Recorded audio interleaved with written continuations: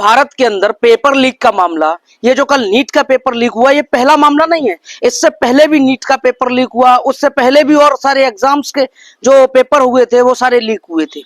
अब सोचने वाली बात यह है कि लगातार ये पेपर लीक होना, ये देश के स्टूडेंट के साथ खिलवाड़ है या नहीं है।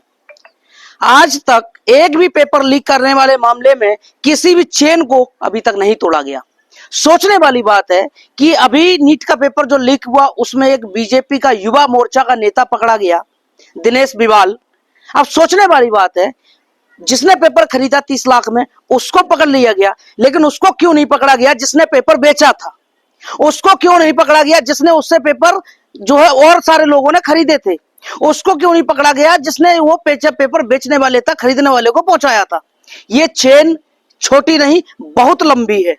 सोच करके देखिए कि एक बच्चा 2 साल 3 साल मेहनत करता है, रिश्तेदारियां भूल जाता है, यारी दोस्ती भूल जाता है, अपने सारे शौक त्याग देता है, तब जाकर के वो एक एग्जाम की तैयारी करता है और जिस दिन पेपर होता है, पेपर देख के वापस नहीं आ पाता, पता चलता है कि परीक्षा रद्द हो गई।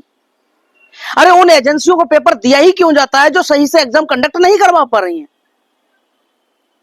तो लगातार जो पेपर लीक होने का मामला है, ये अन्य देशों की तुलना में अगर देखा जाए तो भारत में कहीं ज्यादा है। और बाहर विदेशों में क्या होता है, चीन, जापान, कोरिया जैसे देशों में अगर कोई एग्जाम लीक होता है तो उसे देश का अपमान समझा जाता है, और जो पेपर लीक करने वाला व्यक्ति होता है और जो पेपर खरीदने वाला व्यक्ति होता है वो उसके ऊपर कड़ी से कड़ी कार्रवाई की जाती है, उस पर यहां तक कि देशद्रोह तक लगाया जाता है।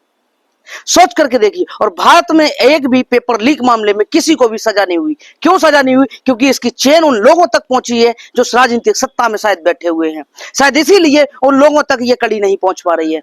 सोच करके देखिए, अगर यहां पर किसी अमीर का बच्चा होता और गरीब का पेपर खरीद रहा होता तो शायद आज जेल की सलाखों के पीछे होता। या अमीरों के बच्चे पेपर खरीदे जा रहे, अमीरों के बच्चों के लिए पेपर खरीदे जा रहे हैं और गरीबों का भविष्य गर्त में ले जाया जा रहा है।